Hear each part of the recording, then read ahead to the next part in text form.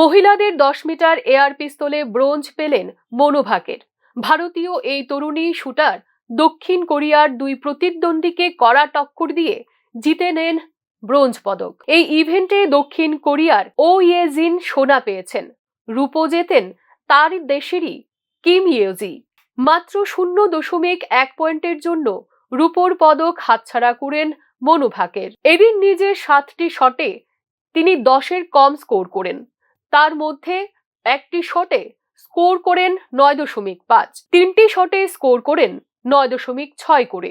প্রথম স্টেজের পর কিছুটা পিছিয়ে পড়েও দ্বিতীয় স্টেজে ভালো পারফর্ম করে দেশকে পদক দিলেন হরিয়ানার 22 বছরের শুটার। প্রথম থেকেই পদক জয়ের জোরালো দাবিদার ছিলেন মনু।